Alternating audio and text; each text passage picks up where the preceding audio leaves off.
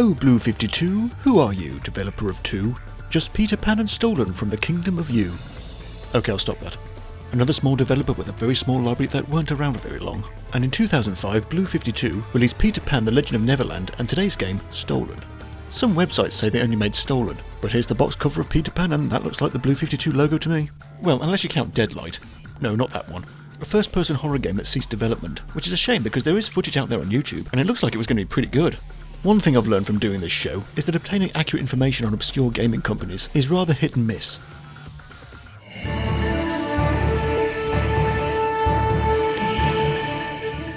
The year is, I don't know.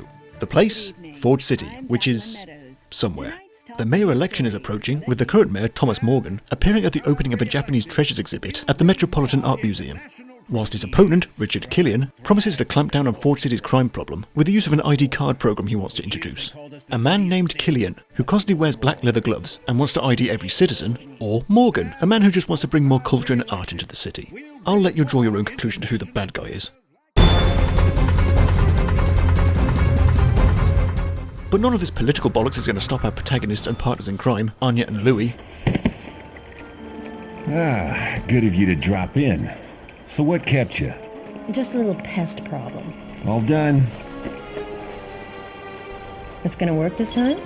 It'll work fine. Wish me luck. New valuable exhibits means potential yoinkage, specifically the large jewel adorned by the exhibit's centerpiece.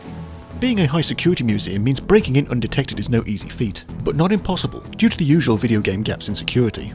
Oh boy, I certainly hope nobody climbs through this conveniently open window. In your typical third-person view, Anya controls as you'd expect, especially as you can invert the camera axes. Thank you! Infiltration of the museum starts on the roof on a rainy night, because every spy game rooftop has to be flat with cool stuff to climb all over. Despite the weather, Anya must always have her top slightly open, because female video game protagonist. Not to mention the poor security scarf having to patrol up there with no raincoats of any kind. Just your regular grey shirt getting all wet. Wait, why am I focusing on the clothing? Stolen features a cool dynamic lighting mechanic. Anya has a light meter beside the minimap, and like any great stealth game before it, this is always a great implementation as it's an excellent indicator of whether you're actually hidden or not. This of course means like any other stealth game, the NPCs have the visual range of Mr. Magoo. They can walk right past Anya, but as long as that meter is empty, she may as well not be there. Does this make Stolen an easy game? No, and I'll get on to why later. There are main and secondary objectives. Secondary are not completely necessary, they just add to the end of stage ranking. At the museum, the main objective is to steal shit of course, by doing all of the stealth game things. Step right up, they're all here. Sneaking under security cameras, negotiating perilous ledges, knocking out guards, hacking, lockpicking, safe cracking, crawling through air vents conveniently big enough for a person, and even lowering yourself through a grid of laser beams. And you've got to have the high-tech gadgets, like night vision, trackers, and a gun that fires a variety of useful projectiles, but not bullets. Anya doesn't kill, she can only temporarily disrupt.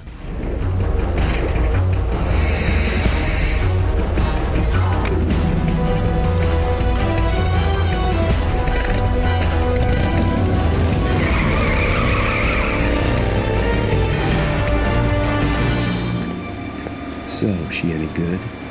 She's competent, but I already told you that.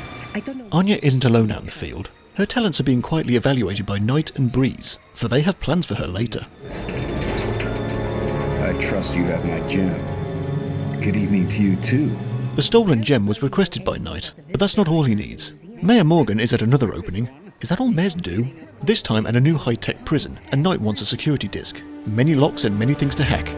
The minigames are simple yet pleasing. Lockpicking is match the shape, hacking is a cross between Simon and Snake, and safe cracking is, well, enter numbers, and stop at the one that makes the noise. Speaking of noise, a little thing I noticed here. You can use a sound emitter to distract a guard, and you can adjust the volume by how hard you press the button. A nice use of the analog buttons there. Analog sticks only. I beg to differ. I found the prison easy to deal with at the museum. You'd think it'd be even more secure, but when you build a prison as a big unlocked manhole in the shower room, no wonder Forge City's going to shit. Hiding in the shadows certainly makes things easier, but there's a double-edged sword to this. Some of the ceiling lights can be shot out, but the security guards are not that stupid. They will break out their torches when alerted to this. The ceiling lights may cover a large area, but they're static. The guards' torches are small, but they're unpredictable. Yeah, it's a tracking device, alright. When escaping, Louis examines a tracking device assumingly placed on Anya. It's unclear. Anya has a tussle with Breeze on the prison rooftop, and I'll be honest here, the rather badly executed cutscene makes it look like that Breeze drops the tracker, but it's hard to tell. Upon examination, the tracker was manufactured by Apex Technologies, Anya's next port of call to see how they're involved in this. Well, gee willikers, I'm not going to call this a spoiler, but guess who the bad guy turns out to be? Killian hired Knight to employ criminals to artificially increase Ford City's crime rate to improve his election chances. They know Anya's skulking around APEC, gas her and tie her up for interrogation. It's all about the money, baby. Those cards will make us a fortune. Some of us, at any rate. Give me your gun. Fortunately, Anya's totally not suitable for stealthing glasses has a camera built in, and gets this whole exchange on video, which leads to the video game trope of getting captured, losing all your equipment and having to escape to reclaim it. So yeah, we need to hijack Killian's big speech, and basically pull a running man on him, because, you know, Killian. Don't call your bad guys Killian, give the audience some respect. His broadcast will not take place at APEC. No, not at the place that has plenty of high-tech equipment around. We need to infiltrate Killian's mountaintop satellite array, because of course he has that. This is where things get quite Metal Gear Solid. I mean, more so. It's a remote base in a snowy location with guards and helicopters around. When inside Sergeant Thug's mountaintop command post, there's no side missions here. Just get to the main dish array and upload the footage. Got it. Cut! That wasn't on the air, was it? Was it?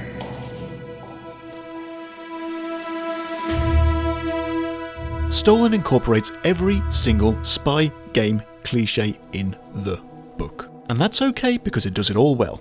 You may have noticed that the frame rate is a bit inconsistent, and this was disheartening at first, but that subsided when I realised it didn't make it unplayable, and that Stolen is actually very good. This is an unappreciated gem, and that's one of the reasons I started this show.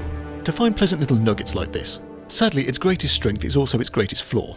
After some testing with shooting out lights and going to areas without the dynamic lighting, I determined that's what was causing the slowdown. But hey, Blue 52 wanted to do all the cool things with their spy game, and they did. Good on them, and good on this game.